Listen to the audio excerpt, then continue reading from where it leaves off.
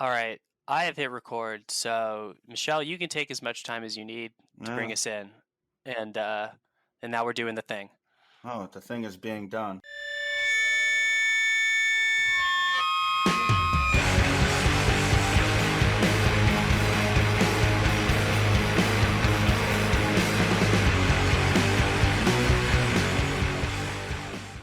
Hello, ladies, gentlemen, uh, gender non-conforming persons, people, people in the gender non-conforming community that call each other faggot all the time, but in the nice way.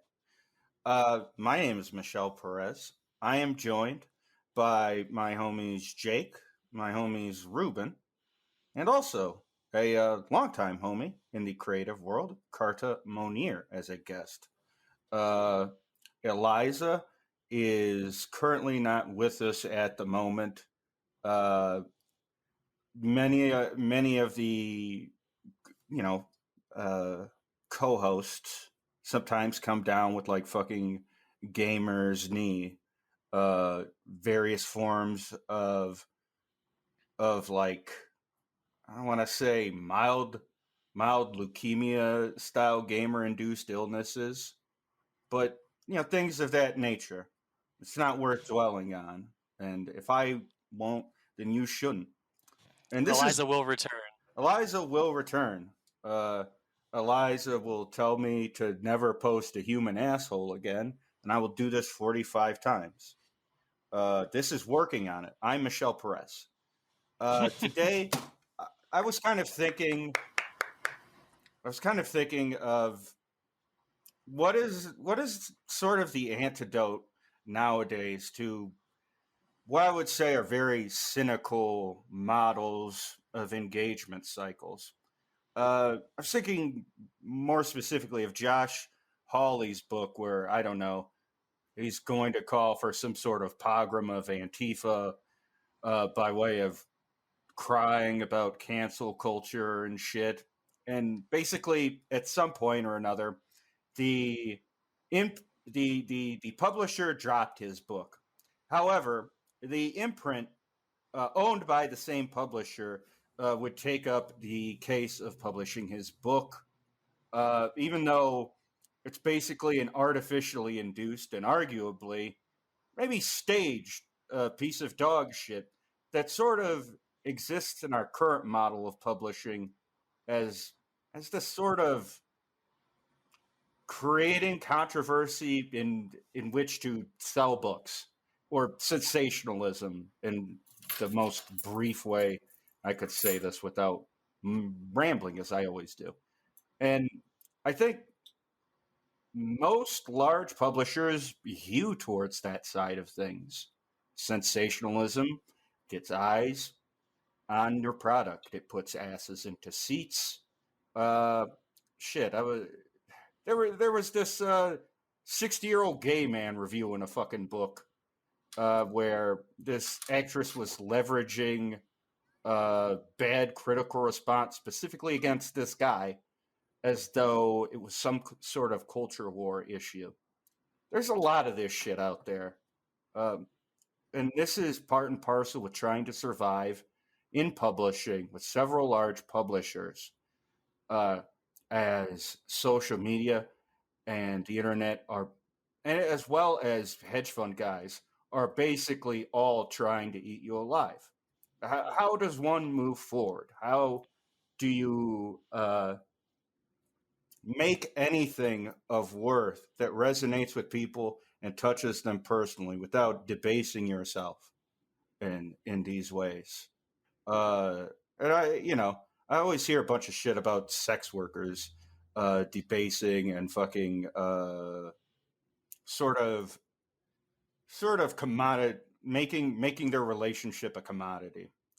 And it's pretty funny because I find this sort of bad faith engagement model the clearest way of being a all three hole stuffed Dickensian whore thing.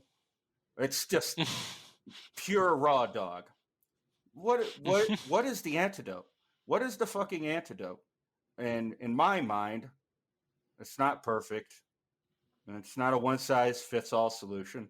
But in my mind, DIY publishing and doing shit on your own terms, because there are so many fucking sickos out there, and you know, you just swim around in a pool of fucking sickos, you end up popping out of the pool of fucking sicko. And here is someone who is not a sicko, a good buddy from Ann Arbor, Michigan. I'm also a Michigander, so this is good vibes all around. Carta Monir. Welcome to the show, Carta. Hi. Thank you. That was the wildest podcast intro I've ever experienced. Oh, I'm very glad to hear. I think it's going to become something of a Michelle special. Oh, Michelle I monologue. fucking suck. No, I'll just get quite that the out of the way. opposite. Quite the opposite. Holy shit. This is what we call content. Yeah, Yeah, it took no, a fucking there's while. like chewing up the scenery, and then there's just very masturbatory. But you know, self-aggrandizing aside, how have you been doing? How's things lately? I mean, it's like that pandemic answer that I feel everyone gives where it's like, good, all things considered. Um, so yeah, that's where I'm at. Good, all things considered. Things are fine. Yeah. I've noticed Piece of I've noticed a lot of like artists and stuff I used to follow in the past, in the previous Twitter before days. A lot of them have like locked and just said, "I'm out," like 2 months after it started proper. Excuse me. And basically, upwards of 20 people I used to follow from those days just fucking jumped off. Which honestly, I used to think it was crazy, but it's been happening.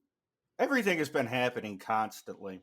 We've actually made a point to probably not talk about COVID as much. We maybe had our first mention of it in the previous episode. We kind of want to be unstuck in time. We kind of need to not be timely. This is we at least in anything I've tried to do in a showrunnery capacity, I have tried to not have hot takes. I want to not have goldfish brain, and it's very hard on social media. I feel Which that.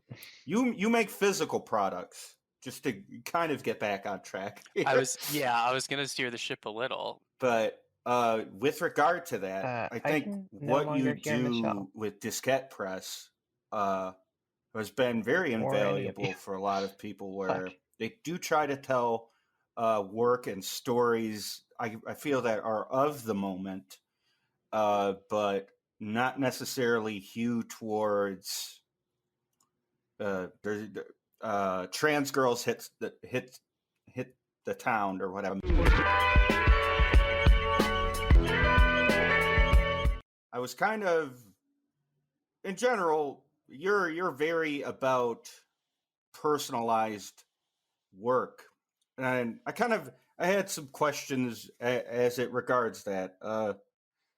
And not to be too boilerplate, but when would you say you first got into creative arts or creative media and self-made media? I mean, God, I feel like I'm gonna be giving the answer that like every fucking piece of shit artist or writer does.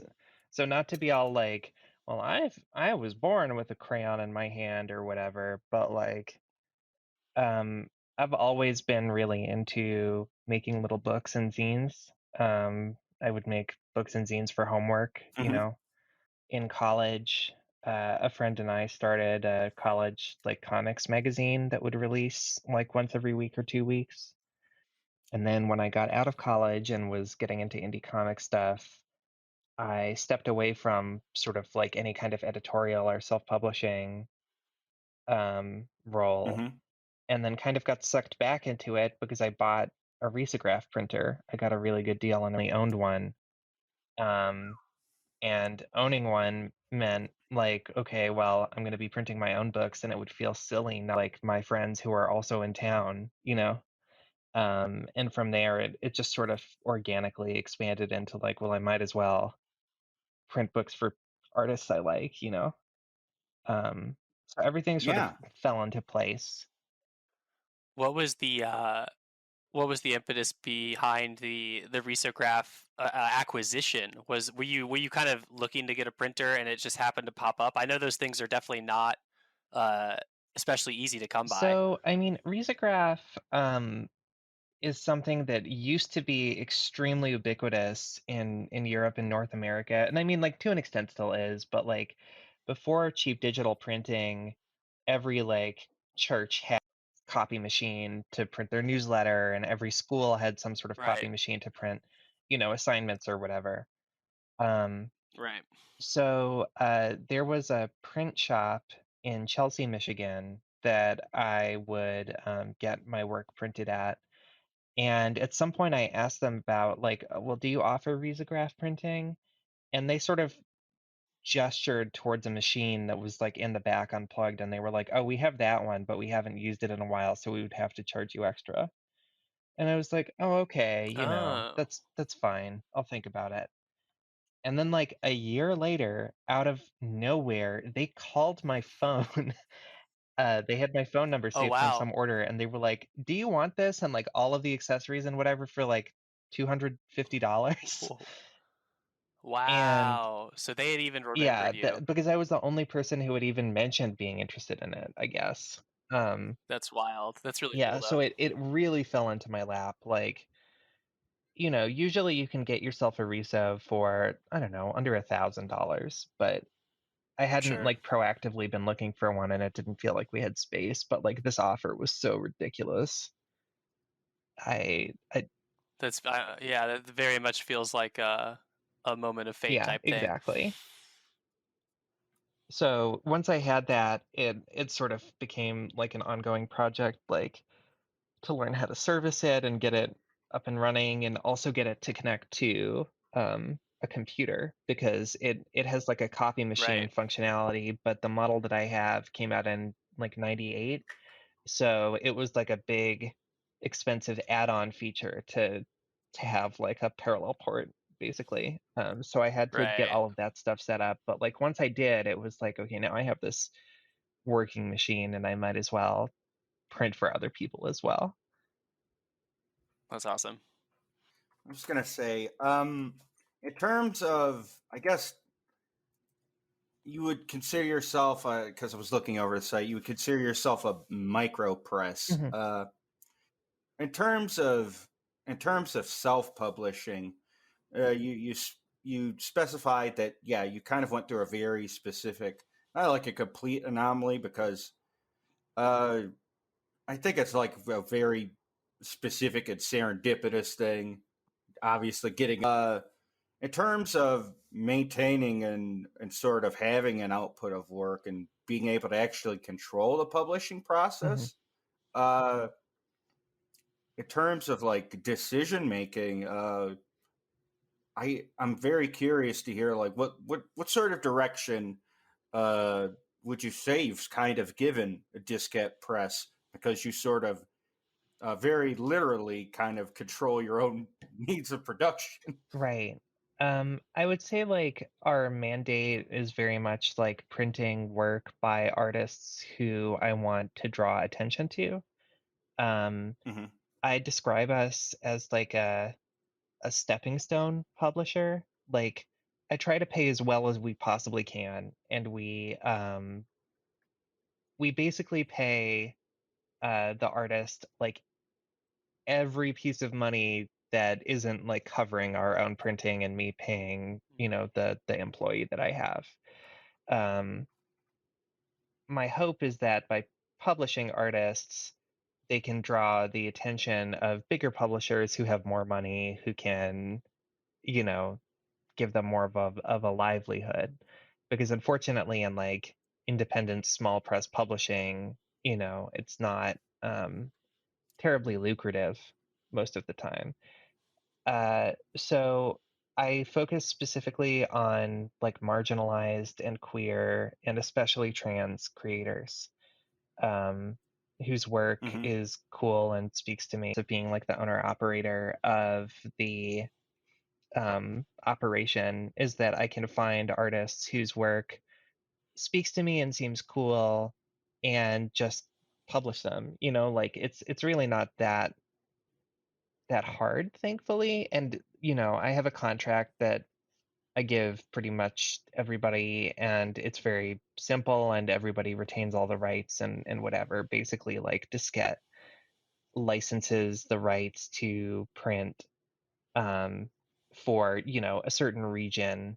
Whenever you want for whatever you want. Right. Thanks. So yeah, if you want to ghettoize anyone, black, Asian, you know, any racial reason or someone's personal decisions in their life, talk about openly or freely within the workplace, or if you make the fucking mistake of coming out to your boss, yeah, you're fucked.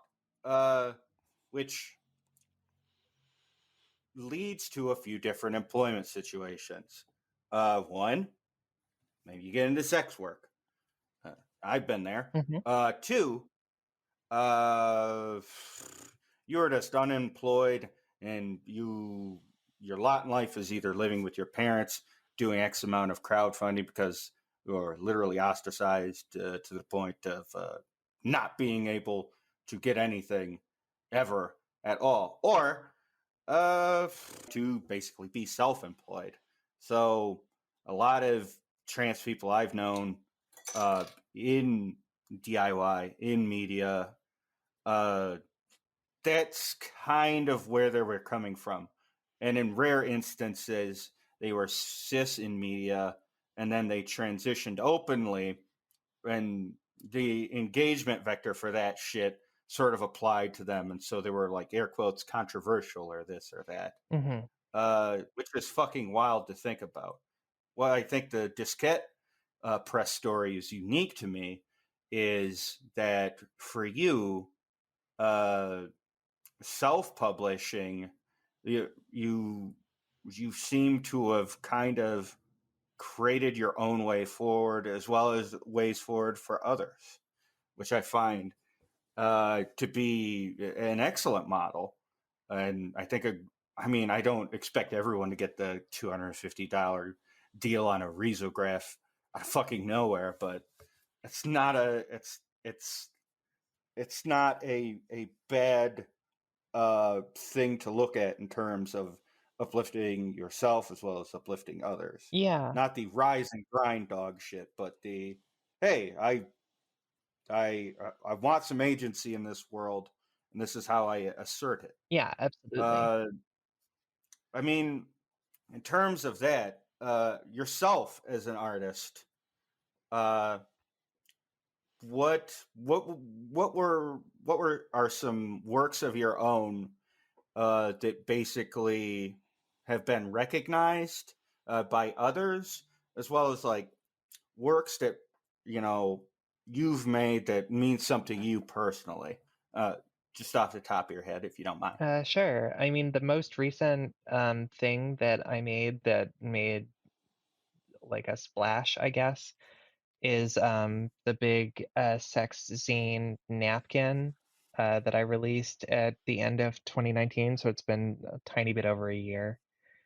And that is a really big zine, like 120 interior pages, um, where it collects these comment cards that I had partners fill out after we had sex, as well as a bunch of sex writing and pictures and things like that.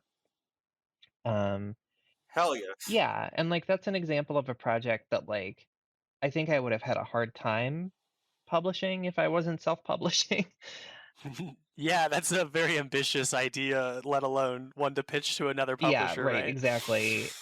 And like it's very explicit and like very trans, you know, just about my own uh growing understanding of my own like place in larger queer community.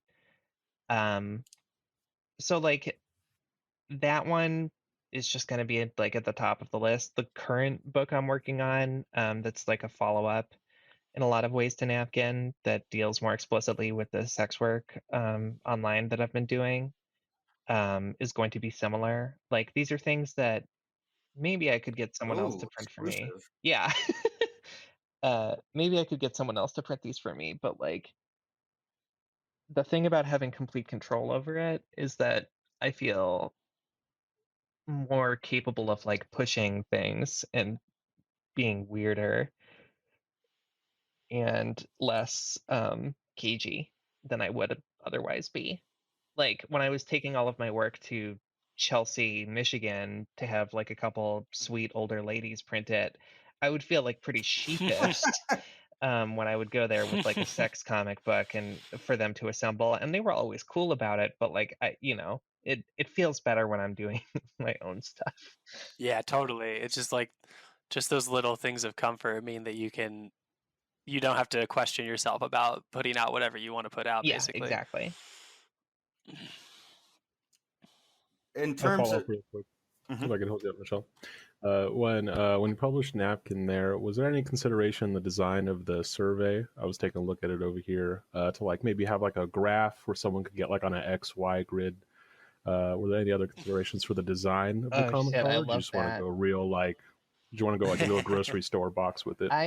I based it conceptually on like those cards that you sometimes see in restaurants or hotels that are like, That's what how I is was our thinking. service today? Restaurant one. Um, Yeah. so I just tried to make it really simple and like universal. And then my nod to like complexity was to say like, please write further comments on the back.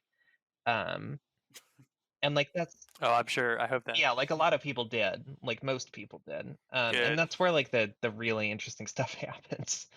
Um, but yeah, I didn't iterate too much on that. Like I think the thing about having the ability to print my own work is that I think of something and then I can just do it. So like I thought of these comment cards and then I laid it out and I just printed them. And then I cut them and I was like, now I have these, now I have like this absurd thick stack of these. Um, so I guess I'd better start handing them out. Like there's like not a lot of hesitation. Yeah, I was about to say, while it may not have been every partner that you've had, like in terms of reception, were most people like, "Oh, cool." Yeah, absolutely. Like I would say, I mean, I didn't have any negative responses in terms of like when I asked people, would you be willing to fill out this card? And if I had, I would have made a note of it, like, oh, this many people declined to fill one out. But like, honestly, I think if someone is already hooking up with me, they have at least some familiarity with the fact that like I do art or zines or whatever. Um, Hmm. and even the people where I really just sort of sprung it on them, like in the afterglow, like, oh, I have this thing in my purse. Would you be willing to fill this out? Like everyone always just thought it was funny, like, oh Did yeah. you have extra pens? Oh my God, yeah. Yeah, that owns. That was, Did you have extra pens or pencils with you, or was that just like we got to find something I an I instrument? have pens in my purse. Like every time I go to this diner in the area, I steal Yeah. pens because they say this pen was stolen from Northside Grill. Um, Oh, that's just good yeah, so marketing. I mean, how can I not? I'm thinking of all of like those like grandparent style diners that exist in Michigan that aren't like necessarily big big diners, because I imagine, although I could be wrong, not every time you fuck someone, but like a good deal of times when people fuck one another, it's like, hey, let's get some food first at a place. I'm just imagining you like having some crayons you pocket from like the kids menu or something, and all right, so check this out. And they're like these oily, waxy fucking things where it's very hard to get Right. it to like rub off on the They've been paper. used by the other patrons. Yeah, exactly. Or it's like recycled other crayons that aren't as effective. It's like a knockoff Crayola of a knockoff Crayola. Like proprietary big boys crayons. I I don't think Has anyone ever filled one out with a I crayon? don't think anyone filled one out with a crayon. Now, like, I'm thinking. Right? I don't think so. I think Ah, everything uh There might have been one. I don't know. One at most. Oof. Would we all agree? Would we all agree that there would have to be a moment of some kind of consideration if someone had a crayon ready and sharpened to fill out the survey with? Yeah, that would be You'd special. have to leave. Yeah. I'm Hey, sorry. can you fill I us can't- out? Oh I yeah. can't- Do you need a pen? I got you there. Got a box of 12 ready to go. Fuck Any color. this. Peach, sage, Puce. Sharpened and by the bedside table. or the crayon box sharpener Right. in it. Oh, that was always that's like the fancy tech. I started Well, having that's the big ass box. That's not What's the the regular box. Yeah, you really have to pay up for Let's that. make sure That's we like get this right. The 2000 crayon There's box. the that sharpener. 64, then there's the 128 box. The 128 box more than likely will have that sharpener. But that's No. beside the point. No, sharpeners start at like the 500 box, the fucking insane ones that are like 5 rows of crayons. I don't think it's that God. low. And 126. they're all like racistly assembled. We've got the skin tone ones, and we've Yeah, got the white like, ones. The black ones Yeah. are in the back left. The white ones are in the front center. What's the line between food and skin tones that goes into Crayola naming schemes? we'll never It's know. all the same when you think about it. um They're saying from a utilitarian perspective, there's little difference. Yeah. Not to spoil too much of the book's content, but what was an example of the fill out your own that was kind of fun to print? I mean, there was just so much variety. You know, one person wrote like that I was a spoiled little pillow princess. Someone else wrote 10 out of 10 would come down Carta's throat again. That's what's up. Yeah. I don't Just good, yeah. Just pull quote type material. I don't have the original cards anymore. I donated them to the leather archives in Chicago as a piece of queer Oh, Well, yeah. that's history. cool. That's cool in and Yeah. of itself. Yeah, that's awesome. Can I pitch you a sequel? Yeah, I stopped God. having people fill them out after I was done with the project because like my reputation was preceding me, and I started having people being like, "I want to fuck you so Oh, that this I is can the fill out card a chick. card." And I was like, "Okay, well, like I need a different angle now." Back of the line, sir. We gotta retire the gimmick for a little while. I got a fucking I've been doing porn, and I got a fucking email Yes. today from a man in Greece where he had attached a Word. docx file called, Carta Monir.docx, and when I opened it, he had like typed out a comment card and pre-filled it out. In hopes that we would fuck. Wow. He was like, "I'm coming to America for business this summer." And so it's like, is this the first time you've had sex with Carta? And then it's circled like yes, but he's written like it will be the first time. This is in the future or something. Yeah. That's very fucking presumptive. I mean, yeah. Shoot your shot, I suppose. That's not even it's not even shoot your shot. That's like wish casting, and then it's like signing up for an exchange of goods when the vendor is like not even having anything as an offering. Yeah, no, That's no, weird, for real. guys. It was like the subject line of the email was filling up a card with hypothesis ... quotes you gave me. Look, listen. Oh At the God. least, if you come at the moon and miss, you'll come on the star. Oh, that was good.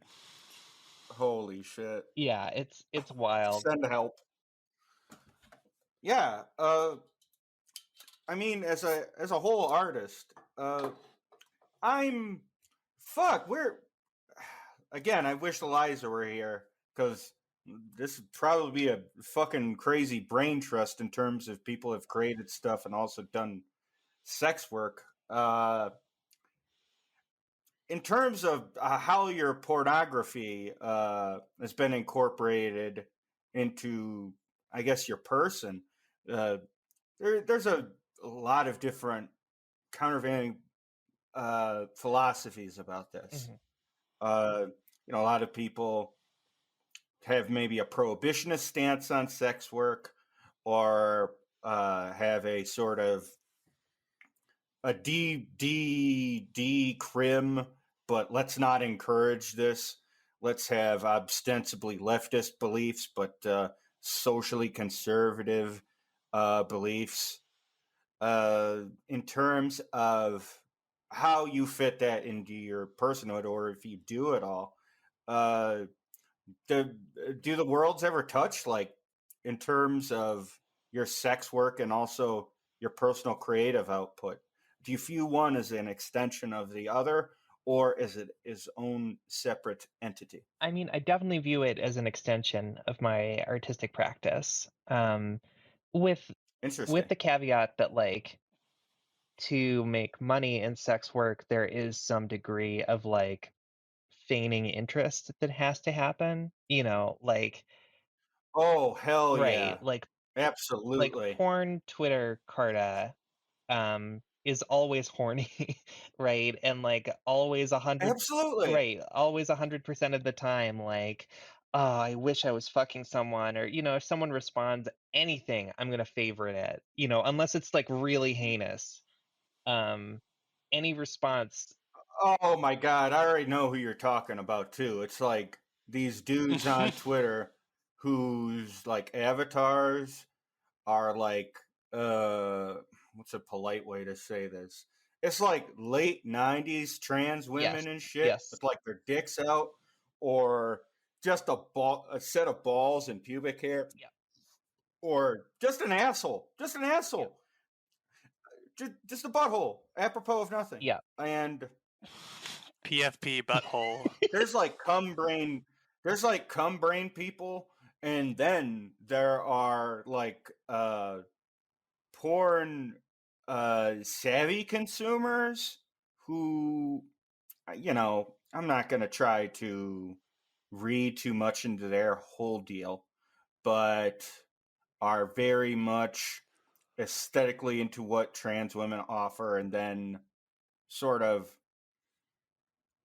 kind of elide desire solely from fetish. right, And it's it's an observable excuse me, it's an observable phenomena if you've ever done sex work and been trans, because it's like a certain type of guy, whereas I don't know if your cis counterpart, or your cis passing counterpart maybe sees your more traditional het dudes that are just like, yeah, I think it's cool to see her naked boobs. right. Like that's as far as it goes. I like her boobies. It's cool. Uh-oh, that's very hot. They all like post like my dad, but about sex in a way my dad never would. Uh, uh and for me, I can't speak for you, but like personally, I don't know if I could do that. I've always been more of a exhibitionist, or maybe like an aesthetics person, where if I showed people X amount of things, it was from a point of like, hey, let's make this bitch some money, or B, uh, I'll just be the tastemaker and say, hey, doing cool shit. Hey, look at this. Look at this guy with a pussy. Cool for him. He's got a really cool haircut that isn't too fucked up, etc. Um, and as far as that goes, it's kind of interesting observing like the people wearing many hats, and of course, as I said earlier, the people that are always like, you're commoditizing your relationships and you're doing everything fake. So it's like it's really funny to think about that. And service work, like generalized service work, America isn't really doesn't have a working class, in my opinion. It has more like a service class. We don't have a command economy. We don't make things. We sell services to one another. I feel it would be more accurate to describe it that way. Hmm. Like manufacturing, if you want it Yeah. to come back in the way that it was, where as you know, you can aesthetically try to jack off all over your own face in nostalgia and show all of these pork pie hats and dudes in overalls and shit, but the coal miners ain't coming back. The manufacturing jobs ain't coming back. We're all just selling shit to one another made for the lowest bidder from another country that isn't our own. So in terms of that, like, yeah, sex work is sort of wrapped up in that same overall culture.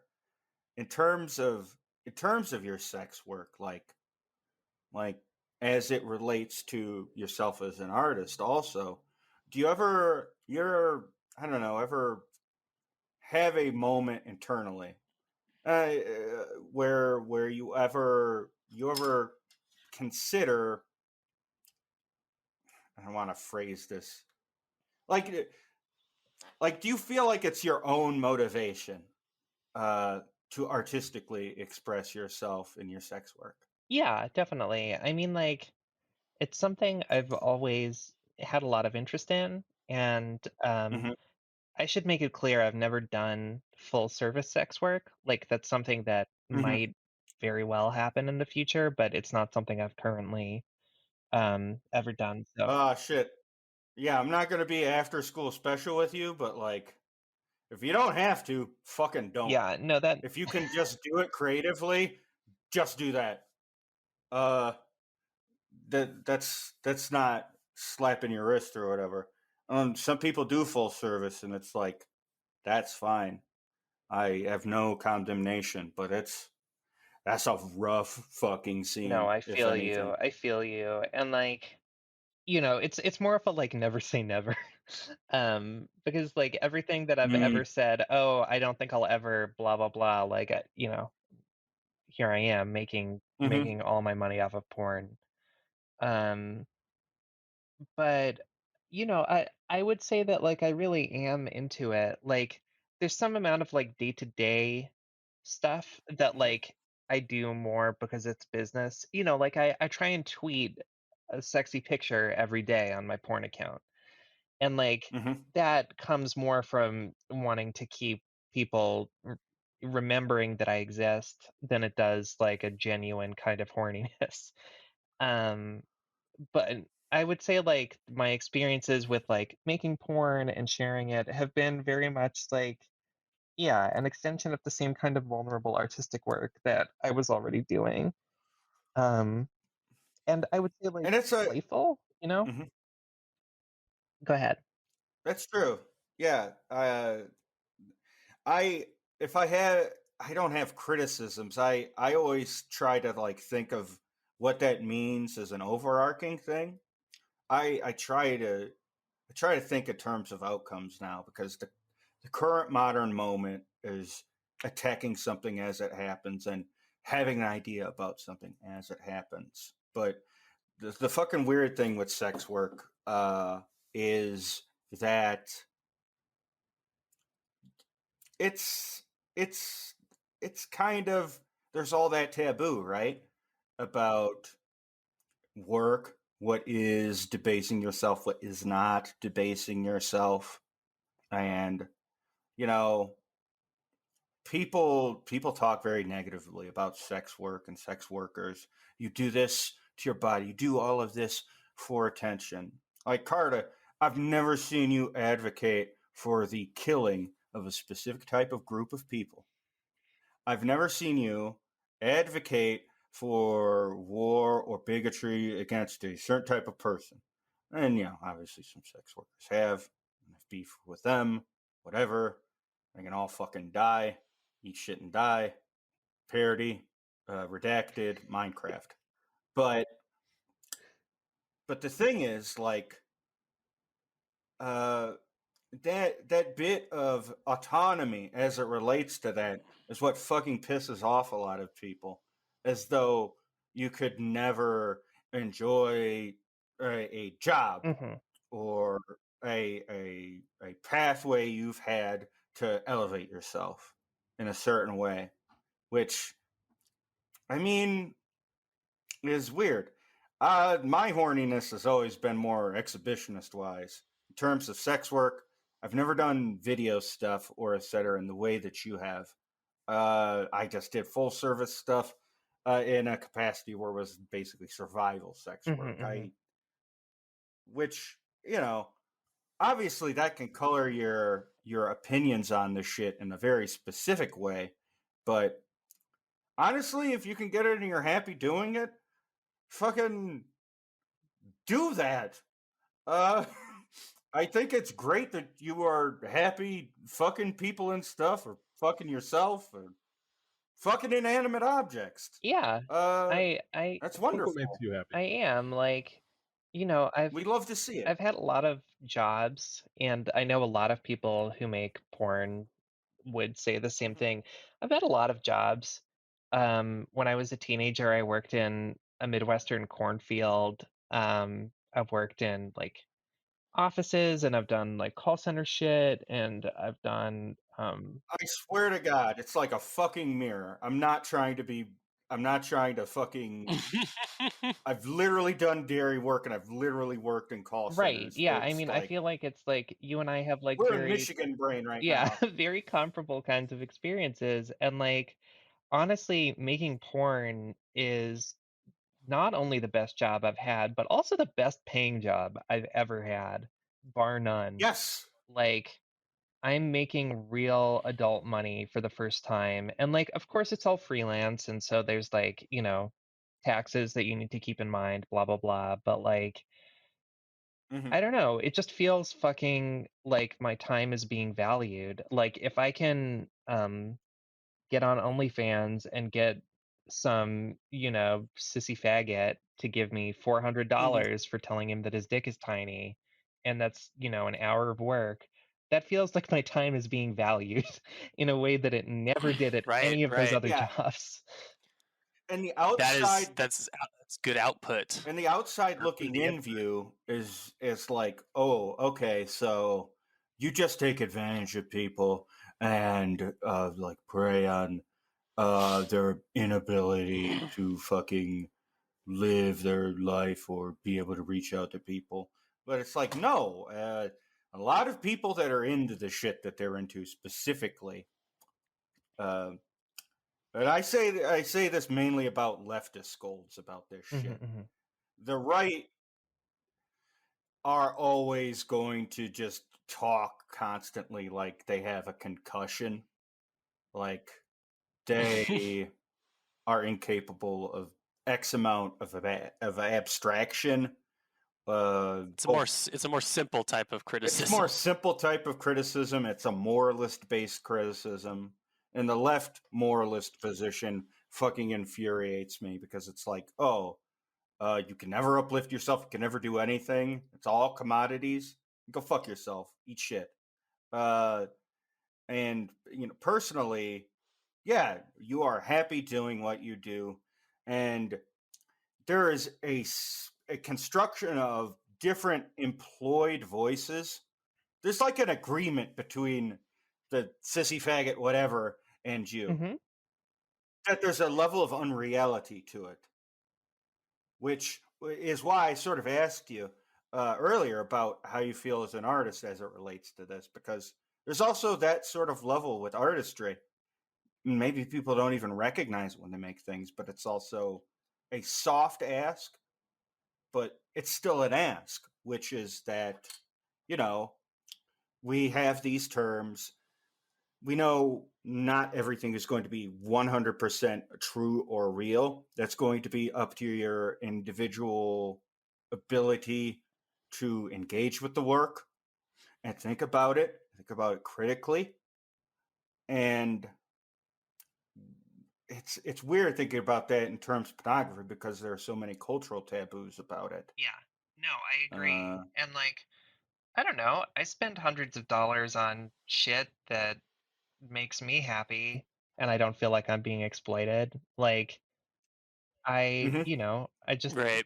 on as Diskette, I just had like a cheap old Polaroid camera refurbished for like hundreds of dollars by a person who's really good at doing that.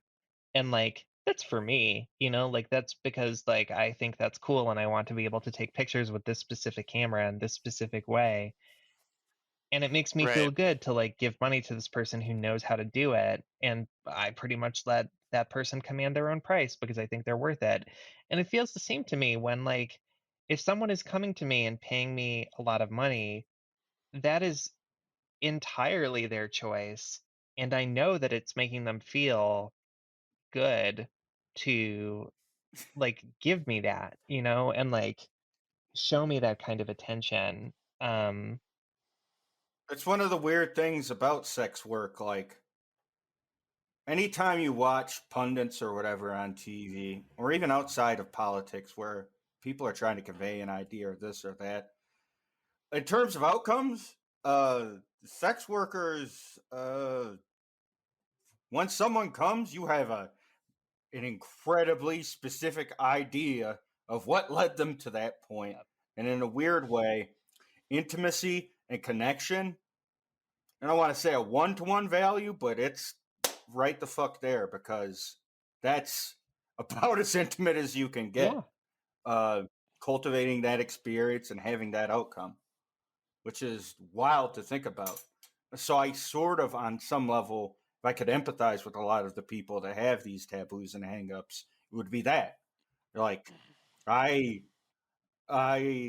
can look at without tooting my own horn, I can look at some people and think, oh, so he's this kind of guy, just based on an accumulation of experiences and interactions with someone in their most private self. Yeah, absolutely. Opening up to someone enough to be that intimate with them. And like when It's when a it's a people when people try and levy the criticism that like you're taking advantage of lonely people or whatever, I don't know, like I watch fucking AGDQ streams. Like Right. there's there's It's people who especially fucking in this age. they're like you play Zelda good. Here's $2,000. Nobody's ever saying you're taking advantage of the $2,000 Zelda guy, you know? Right. My grandma's dead. Hit that fucking Halo My, glitch run. I am so fucking $10 sick. donation. R.I.P. Grandma. I'm so fucking sick of these no clipping simps. It's sickening to me. They just keep going through doors. They keep launching themselves through cars in GTA 4 and always having people subscribe to their OnlyFans. Okay. It's an especially good point in the age of Twitch streaming, most especially AGDQ being like a huge example of that. Is that like we're all doing this on a not sexual basis with each other Right. anyway for a lot of these things. Let me tell Like you that's just it's something, just Jake. sort of becoming the way. Let me tell you something, Jake. Twitch's current model wasn't the first model of Right. that direct response. You know what it was? Fucking chatterbait. Exactly. Yeah, for sure. The bits, those are coins. Right. Like Twitch is the They just socially mainstreamed. acceptable form of simping. Yep, absolutely. All right, Jake. We're gonna have to do a bunch of notes for edits for this episode. I need to use the restroom immediately, if that's fine. I apologize. That's fine. Sorry for the wind up, but like, Well, holy we can Christ! keep hitting it. I did want to talk something to Carta Yeah, about. totally. So yeah, we'll just do that, and I can keep running with something here. Carta, I did want to pitch you a hypothetical sequel. Obviously, not as a good idea, but just what you think of some of my thoughts here. So Napkin, it was right, was the please comment on the sexual escapades or endeavor, however you want to put it. Yes. Wait, so okay, here's something I probably didn't get right the first time.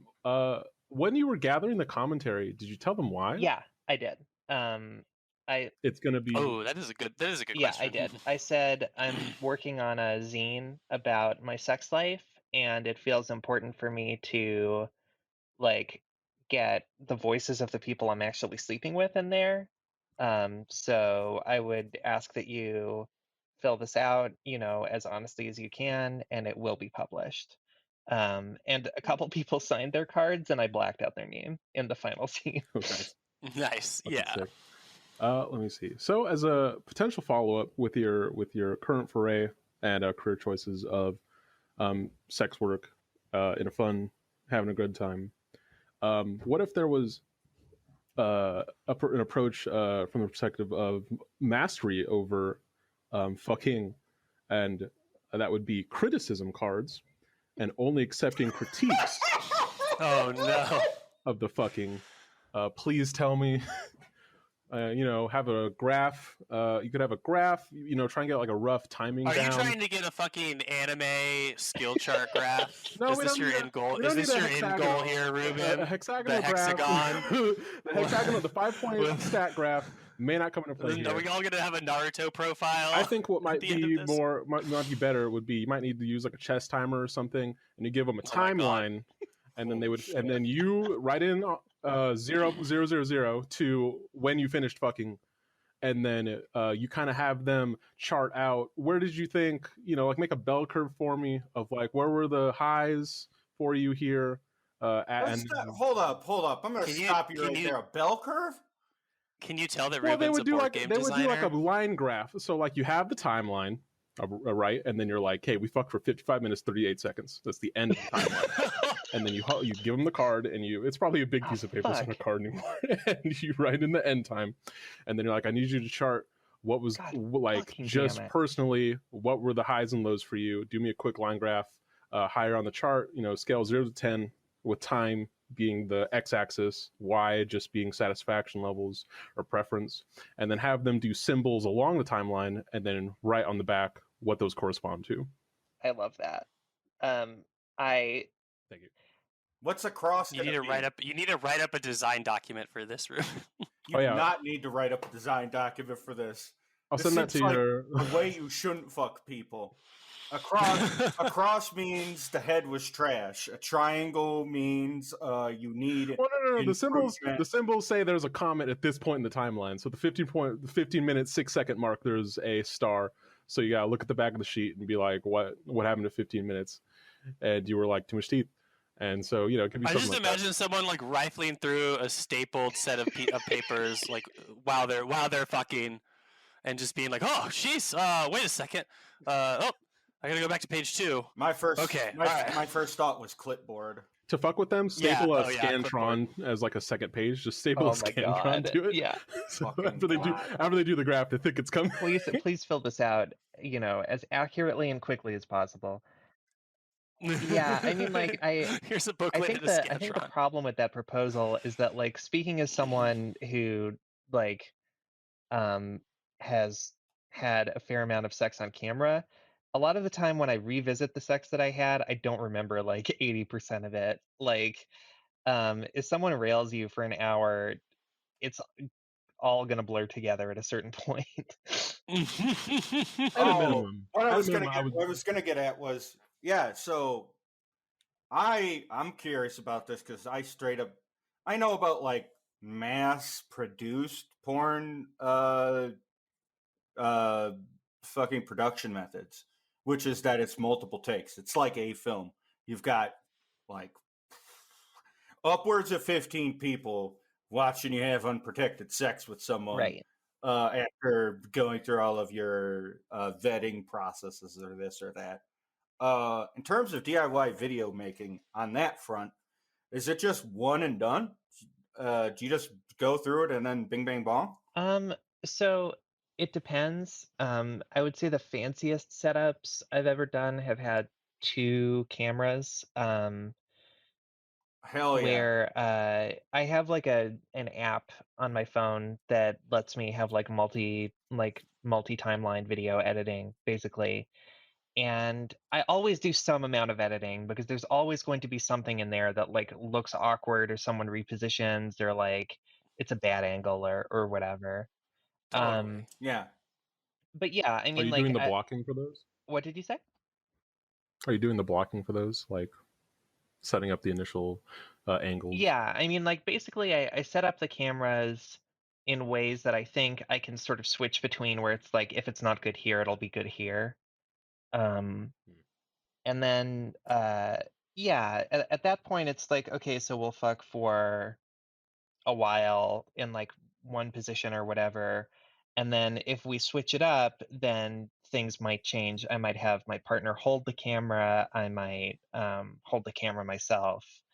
So like it's very on the fly, and very dependent on like what both people are up for. Like we always talk a little bit about like what we want, especially if I'm filming with another performer who has like a specific sort of brand that does not super gel with mine. We might need to do two sets of clips, one for me, one for them.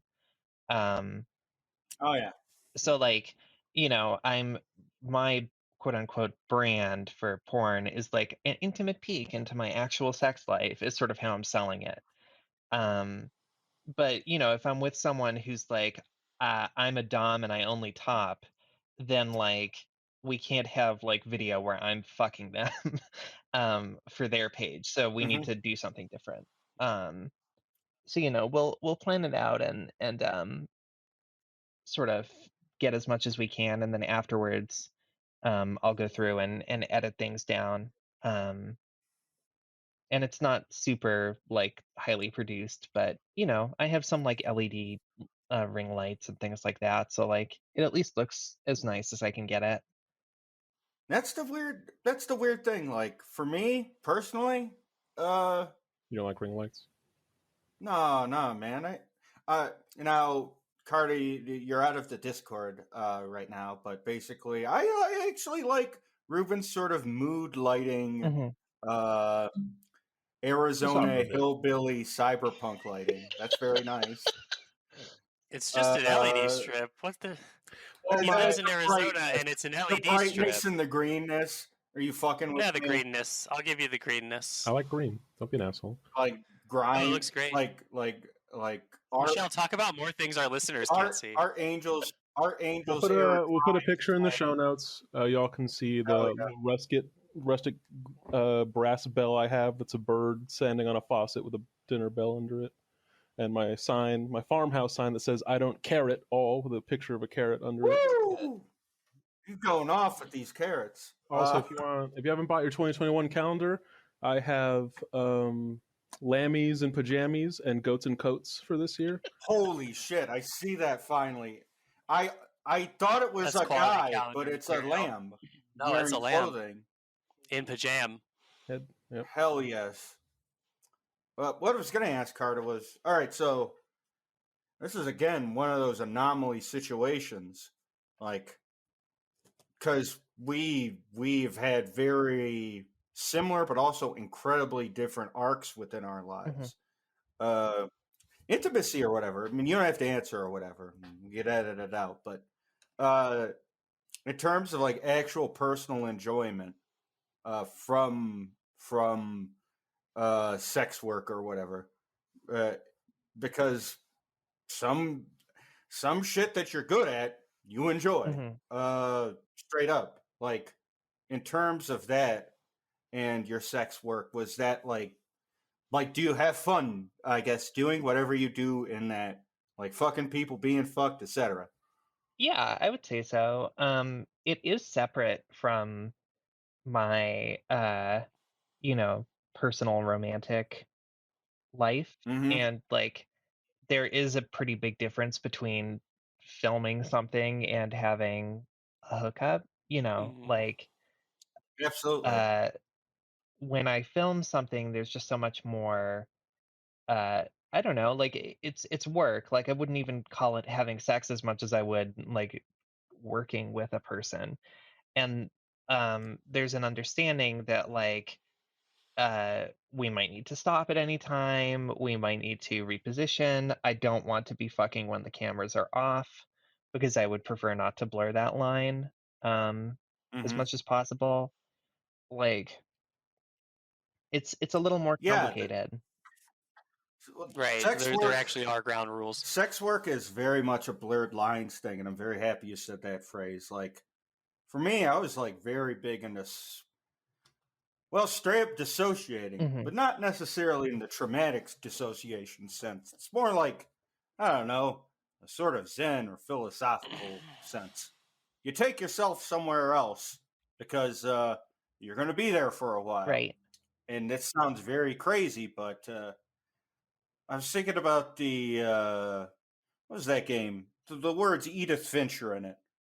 It's What like remains of What Edith remains of Finch? Edith What Finch? Remains of Edith Finch. There's a segment in What Remains of Edith Finch where the guy basically makes his work in a cannery into a high fantasy series of Yeah. situations, you know, until he dies. I think he kills himself, it purposefully or inadvertently, however, but the whole through line of it is dissociation, where basically he puts himself somewhere else because the drudgery of his life and what the work takes out of him clearly is something he can't put back. Right.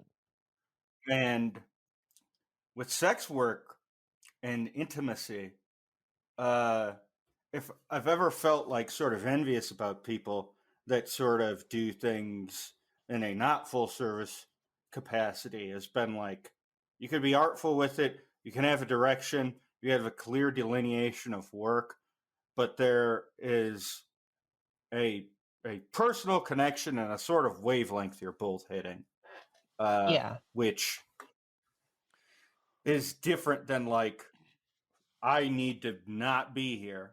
Which, yeah, if I ever thought of doing something like that, like honestly, it's the better of the two, Yeah. as opposed to just being like after school special about it. I'm happy to say that Uh, like I dissociate so much less than I used to, and that's mostly just a transition thing. Um, but yeah, when I'm filming with someone, I would say like, yeah, I wouldn't want to film with someone who I had like zero attraction to, is I guess what I'll say. Like the people who I film with, I consider them my friends, like friends and coworkers. Um, And in some cases, the line is more blurred because I'm dating the person I'm filming with previously, like we're already dating. But even then, it's like we have to approach it with an understanding that, like, okay, what we're doing now is work and not our yeah, relationship, you know? Um, yeah. And a lot of people can be like, "Oh, I have no point of reference for this," but then you look at it throughout media, and there are God knows how many husband and wife, partner, whatever sort of duos working on shit with one another. yeah, absolutely. Like, and if you're married and you're in a movie together, it's clearly not the same as your marriage, right? Like, Right. and Right. it feels similar. Like, it, Unless the film was like Eyes Wide Shut. right. Um, Then it's like this is an allegory for all of the horror in the world. right. I It's haven't made casual and clear any on the like plot. horror allegory porn at this point. But like, I would suggest it, but don't give it the Eyes Wide Shut angle. yeah, Just no, gonna no, tell you I that. don't think so. I yeah, it feels separate. And I was really getting much more into filming with other people before again, like the pandemic stuff hit, and that put a Yep. big damper on my ability to like do anything like that. So I'm excited once it's more safe to film with other Hmm. people because like up to this point, I've certainly hooked up a lot, but I've never traveled outside of the state for porn stuff, and I would love to. Like I would love to work with um, more professional people with more experience than me. Hmm. Yeah, yeah, totally. I mean, it's a mixed scene. Personally, the other fear I personally have is like let's say, I don't know. Let's say I got like X amount of surgeries or whatever I wanted. Mhm. My voice was all chill, did hella good voice training. I don't sound like a grandpa. You go through all of that shit. Yeah. Would porn be okay? Uh Sounds a lot more fun than whatever the fuck I was doing, but I don't think I'd want to work with like studios. I feel like trans porn studios are full of people that should be both parodied and redacted I within Minecraft. right, I feel that, and like I don't know. Like when I say like people with more experience or like more professional, it's not necessarily like, I don't want to film for, shemale.whatever.com. Hmm. You don't want to film for Shemale Young or Groovy's Raw Dog Trannies Unleashed.net. Yeah, I mean like the obviously like there's You're always being very condemning and not sarcastic at all. there's like some amount of money that someone could offer me where I would consider it. But no one's gonna pay that amount of money. um I think like Yeah. the thing that interests me is, like I would love to direct porn for kink.com, for example. I think I would be really good Oh at shit. it. It's a mixed bag, but I'm not judging. Sorry, I'll shut the No, you're fuck up. fine. I mean like I think I would be good at it. At writing and directing porn scenarios. And there's like certain more professional people who I've talked to who I would love to film with, and like some slightly more professional sites. Like I might end up filming for something like Naughty Naturals, which is a site where like, they feature like girls with armpit hair or whatever. Um, yeah, sure, Oh why yeah. not? Like that feels like the kind of porn that I looked at when I was in middle school, so I might as well. Certainly more Yeah. niche. Some bush league stuff. Fuck you, Wow. Ruben. Coming in hot Coming in hot. with the fresh takes. Ladies and gentlemen, we got him. Oh god. Yeah. Yeah. In terms of that, it's I wouldn't speak out of turn because that's your scene. It's not my scene. But I mean, we got scenes. Hmm. You haven't done full service. I cannot stress this enough. I am not being an after-school special about this. If you do full service sex work, not Carta Monir, but the world, it will not be artful. It's just about the money. It can only be about the money. Never go through someone who's a facilitator that thinks of you as a contractor, unless, I don't know, like, what I'm just basically saying is never have a pimp. Never have a fucking madam. Glad you And clarified. if you do that sort of shit, and if you are one of those type of people, you deserve nothing but the worst, and you are sickos, and I fucking hate you, and I wish nothing but misery for you. And post Fosta Sesta, I don't know how vetting shit works now. I never vetted. I was a fucking moron. But just bear that in mind. It's just about the money. I can't pretend to think about your philosophy or this or that, and I can't make that choice for you. But full service is not production based stuff. Right. You have more control in that venue. The blurred lines are louder in full service. Yeah. Because of, I would say, maybe the weird overhanging taboos and maybe personalized view of darkness associated with it, which is different than most forms of work, but still hews towards being drained by work. You just get drained by work in a much different way. Yeah. There's a lot of people that have incredibly addictive personalities within that, or people that are just getting lost in the sauce of that, because they almost sort of resign themselves to thinking, I'm actually like a service to sort of be utilized. You sort of lose a sense of self, and it's very hard. And there are different forms of fucking full service. Like, the people that walk the street. Holy shit! Here's a group of people that is braver than the troops. People that do full service, walk in the street sex work. And especially if you're trans. If you do that fucking job, you automatically enter yourself into the pool of people that have a much higher chance of being murdered than the rest of the population. That's how desperate you Right. are if you're doing it in those terms. If I ever leveraged identity in a certain way, it would be that like those people are among some of the most hated or disparaged groups of people, but they're also some of the most desperate groups of people. They do not choose to do things in that way. They've been brought there because there's no other choice. That's fucked up and it's weird, but like it is what it is. And so it's kind of why I ask you about it.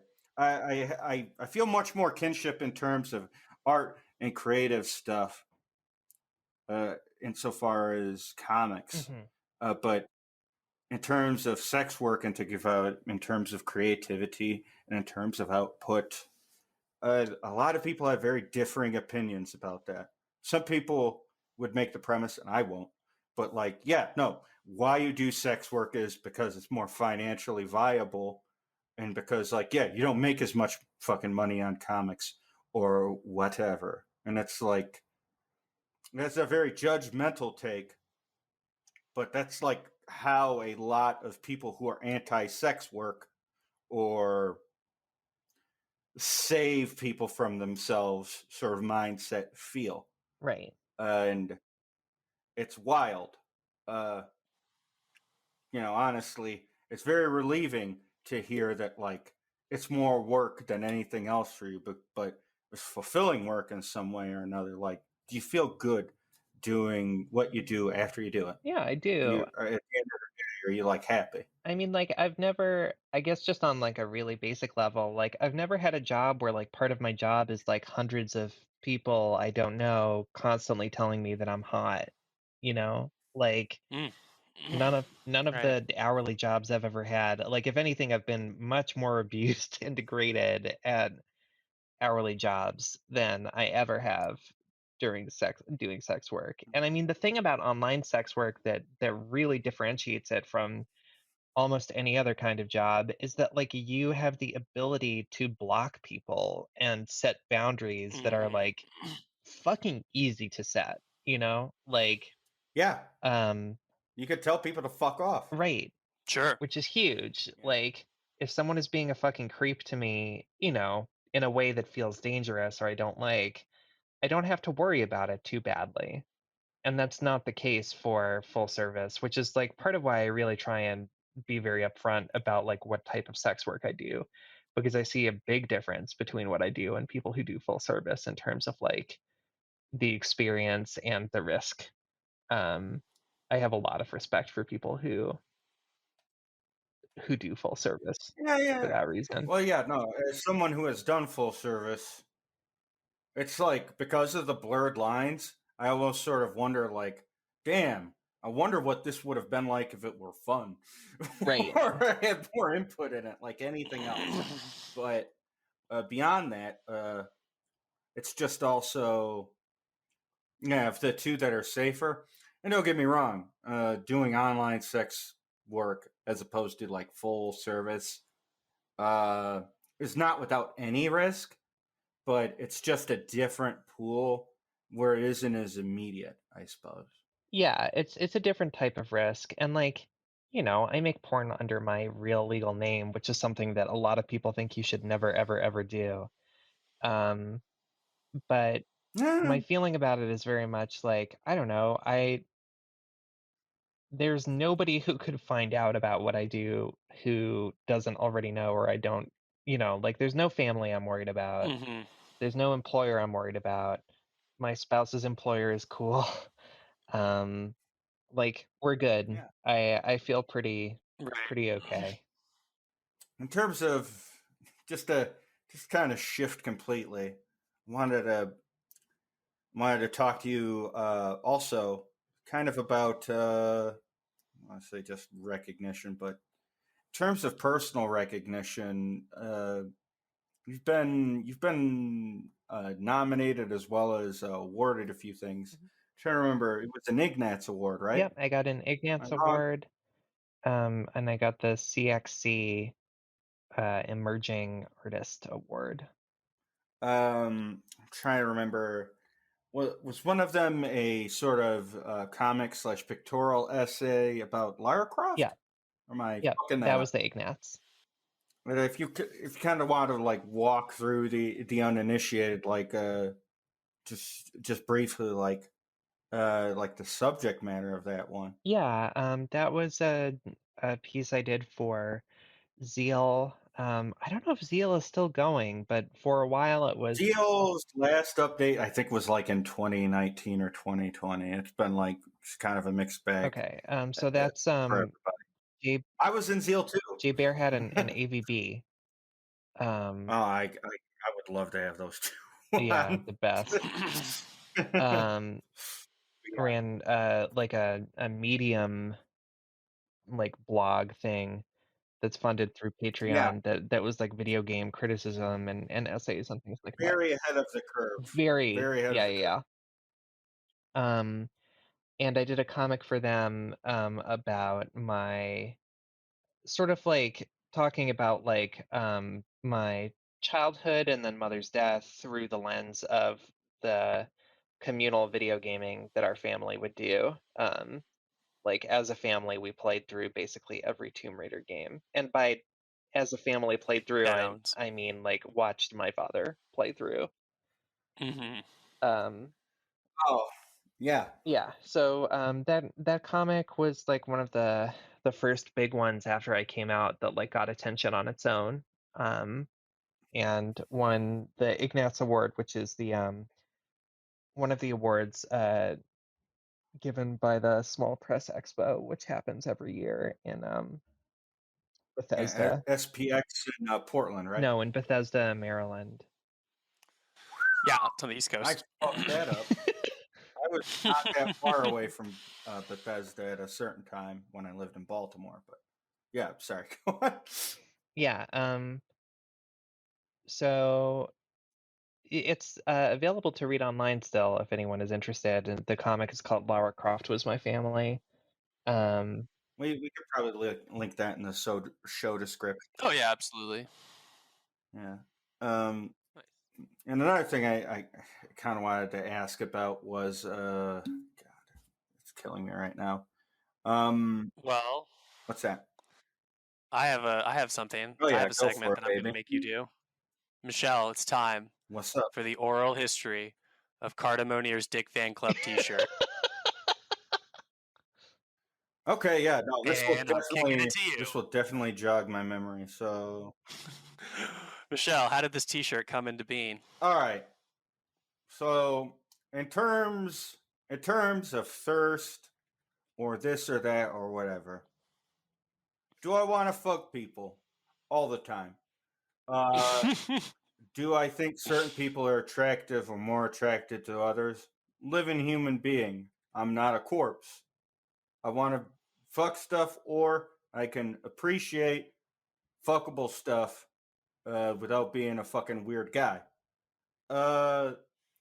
Fast forward many years later, Carta Monir, one of the first instances of publicly seeing her penis, I was like, whoa, you guys gotta check out this penis.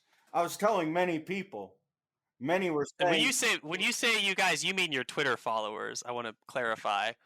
I was saying to them At the time. I was saying At the time. I was like, this penis. This is a cool penis. Everyone, if you think about penises, you know, there's like a guy penis, then there's the lady penis, significantly softer. When it's hard, it's really cool. But Carta Monir's penis looks like a difficult scenario. Not like it would be painful specifically, but it would be like, hey, can we talk this out? What do we got to do? Is this, is this like is this like a bodily injury risk? There's only one other person I've thought of in this capacity when I thought of someone would be like Carta, you probably know of them or know them personally. Dominique Riston. Oh, Ryston, I think. Ryston. Fuck. We've I never always met fuck in up names. person, but I am, yes, I mean, absolutely familiar. Dominique, prior to be a gender non-conforming person, but was always androgynous and then just straight up going girl mode. One of the hugest dicks I'd ever seen in my life. Like, Yeah, that dick you could, is unbelievable. woo! Yeah, no, if you have ever followed Michelle on Twitter, you you could know what fuck we're open talking a about. door with that dick. You could bust out a window with that dick. You know how people always used to make jokes about killing someone with an Xbox by throwing it off a building? Yeah. Dom could put their dick through your head easily and you would die and wouldn't think a Dangerous to second thought drop. about it. Carta, however, penis-wise, like, I don't even know how to describe it. Like, if you know the concept of the jaws of life where, like, you just put this large wedge into a door and it tears it open?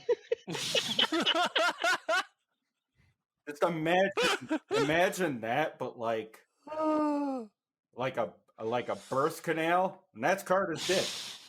And yeah, then she just put it on a shirt. What did the only famous quote I have on a shirt? My friend, Okay, now card is yeah, in. my friend David, who runs Sebe, which is like a shirt company, Word. really likes when I talk about like comments I've gotten on my porn. And I thought that Michelle's comment was really good, so I shared it on my secret Twitter. And David like came to me with this shirt design ready made. He was like, I made this if you want to sell them. And I was like, yeah, I think so. That's a great Yeah. moment of serendipity right there. We kind of talked about this before you'd gotten in, but another interesting sort of in thing about the shirt is, well, the way the text wrap works, as well as if you have a functioning knowledge of Carta's dick, is that like the text that I wrote basically maps not one-to-one, but pretty similar, like this sort of Christmas tree like wedge outline of the text and the shirt. And I have the shirt in my household. One of my favorite shirts. We will put a picture of Michelle wearing the shirt on the show notes. If you want a good shirt that's comfortable, that is about a penis, that you're like, damn, can I? Question mark? 3 question marks? Then it's the shirt for you, no question. Yeah. Order now. And I'm not just saying that because it's one of my many famous quotes on it. In terms of famous quotes, I have like a famous quote about a guy that I can't remember his name. All I know about the guy is that he still stalks me and that he's a member of a stalking message board that every few months, like, talks to people about his grudges against me and shit. He's like some sort of boomer that is into lolicon. Do you need me to say No. Kurt? No, Kurt Eichenwald is not into lolicon. He's into He's in a Oh wait, tentacle. that's another thing. I'm he's crossing into wires. tentacles, I'm Jake. Get your crossing fucking wires. story straight. He's some Texas guy. He's some Texas guy that was called a faggot most of his life. And then he's one of those dudes that's like, actually, I like being a bully, and like, bullies are necessary in society. I joined both the Army and the Marines. I will never commit suicide. I'm actually very secure in my personhood. He's just a normal guy. But the thing is, like, that's the only other quote. Is me and IEDs or really, really thinking about cool penises. There are a lot of cool penises out there. People always say Michelle Perez and buttholes. They do the cross the fingers gesture in the air, But no, there's also penises, my guy, and like in terms of God penises, you've damn got it! to look I to the lost you future. again. People should really be thinking about Carta Monir's penis. I'm saying this all the time, constantly. Did you hear or not hear? I heard you saying there's a lot of cool penises out there, my guy. Yeah, Big that quotes. sounds about right. Yeah, no, it's not just buttholes for me. And penises are cool too, and I'm tired of pretending they aren't. Yeah, no, I appreciate it. And I mean, I really appreciate the support that you've given my dick. Yeah, no, this is Michigan solidarity right Thank now. you. Personally, as an artist, like I wouldn't say, because Eliza's always said this: if you like interrogate someone in this specific way, I will quit.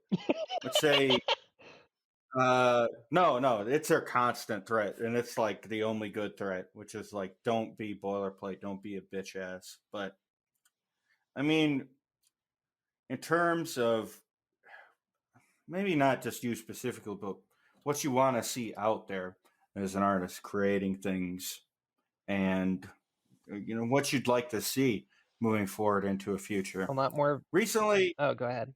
oh no, you shoot first. I'll I want a lot more vulnerable trans shit. I love vulnerable trans shit. I love like everybody just freaked out about how good Detransition Baby is. It's really fucking good. Everyone really likes Detransition Baby. I know there's a lot of inside baseball in it. One of the detransitioners' names is Ames. Yeah. And that's incredible level of inside baseball. As soon as I saw AMES, I was like, oh, so that's who we're talking about. This is so inside baseball, I don't know who you're talking about. Yeah, you might Jonathan need to Ames. clarify for everybody. Jonathan Ames. Oh, Do interesting. you know anything about Jonathan Ames? I've heard the name before, but no. All right, No. so real shit. Jonathan Ames, author who had done like anthology stuff about. Let's see here. He'd worked on Bored to Death and Blunt Talk, where Patrick Stewart was basically fawning over a former trans partner. But Jonathan Ames basically was a anthology, Sexual Metamorphosis, an anthology of transsexual memoirs. So the opposite, in my mind, thinking about Napkin Mm-hmm. and the sort of oral history, if you will, about your own sex life. A sort of cis view of transsexuality that has come to mark a great deal of Jonathan Ames' career. Okay. Basically, if you wanted to think of Jonathan Ames,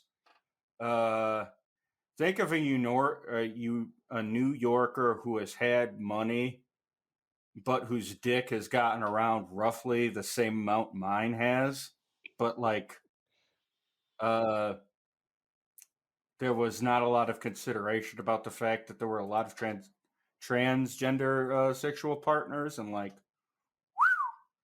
oh my god, that's a Jonathan Ames, interesting guy. I'll say personally, without litigating his whole deal, but yeah, the character of Ames. I need to read through the book. Tori Peters is a very good writer that is getting her own due sort of notice. Seeing Detransition Baby in like Oprah's book club or whatever is fucking wild. It is in my mind. completely wild. And I mean, like, I should say, having read the book, I don't think that this character is based on anybody real, particularly. No, it's more like if you know, you know, and like someone named Ames. I don't want to. I don't know what's in her heart, but bitch, if that's a nod, that's a fucking good nod. Well played. But yeah, it's so wild. I was thinking about this. I was talking Oh, to some God friends fucking earlier damn today. it. Dear listeners, if you don't know this, you probably know it by now. A musician by the name of Sophie died recently. And it was weird. It wasn't a miserable death, but it was a fucking shitty death. And that it was an accidental death. No one murdered her. She didn't kill herself. It was sad because it was a life full of potential and output and love, and also something fucking wilder, which is that it's a life that seems to want to leave an imprint beyond the shape and outlines of the person. Sophie was all about fucking with shape and outlines and instead going towards vibrations, towards something beyond what we can articulate with words, feelings, or visuals, and instead sound. And beyond sound, just what you feel in straight up vibrations, physically moving oneself. I think what's wild about her whole legacy is imagining a future, not only for trans people, but a world where it's not a thing to litigate or have a didactic component about. No one is being taught. You were just doing it, and it is, and it's great, and it's wonderful being in that process. Which is nuts to me. I think that's why I think about valuing people while they're still around and they're still here. And not to get too super serious, but it's something about mortality I think about now more than ever. Because, man, the specter of death has just been omnipresent for a fucking year. Which is wild. And continues. Why, yeah. Yeah. Sadly, but Yeah. In terms of, not. Oh, God, did Carta disconnect? No, I'm here. yeah, you were talking. That's fine. Carta's back. Oh, You're catching up. Christ, I'm done. We've been doing. You were staring out the window quite literally. Yeah, no. We were watching you. No, man. I'm just thinking about shit. Hey, listen, that's your job, baby. It's all good. In terms of a future you personally could imagine for trans people, beyond platitudes, beyond what we say to people just so they won't fucking blow our Jesus heads Christ. off or enact violence or this or that. Like, Did I cut out again? Can you hear me? You're good. You're did for a back. second. Fuck. How much did you or didn't you hear? A future that you can imagine for trans people beyond the platitudes, beyond what we tell other people. Yeah, like, because here's the thing, we were talking about all this dog shit, all of this or that, but beyond our specific experiences, you and me, like for everybody, like broadly, how do you feel about that? Like, what could futures look like for us in your mind? Because I feel like we need to value that shit. You can just fall off a fucking roof trying to look at the moon or whatever, as she did, and it won't negate or whatever about your legacy. If anything, more people have been emboldened. Shit, after talking to some pals of mine, like, we're probably going to change the direction of our book entirely. Just thinking about the future. What if we did something stupid like imagining us being alive and happy? What does that look like to you? Mm-hmm. I mean, my hope is always like, I would say like, I hope for a community that is more forgiving and like understanding of like people's positions and empathetic. I think right now so much of like online queer space is defined by like an antagonistic kind of drive where it's like all of the prickliness that queer people have grown, as like a hard outer shell has now been turned inwards towards our own community. And my like great hope for like the future of trans people and queer people more broadly is just a community that is less willing to completely disown its own members. Which is something I really like about like Detransition Baby, which is what we were talking about, Tori's book. Like it's a book about like trans people who have done, each of them has done unforgivable things and are still being handled with like empathy and compassion and are clearly framed as being deserving of love. And like that's something that I feel very passionately about. And on that note, I deeply appreciate you coming to see us. I deeply appreciate you sticking with us despite some of the fucking weird shit, but your perspective is deeply appreciated, and I'm very happy to have had this talk with you, and I really want to have more in the future. Me too. Thank you for having me on. I really appreciate it.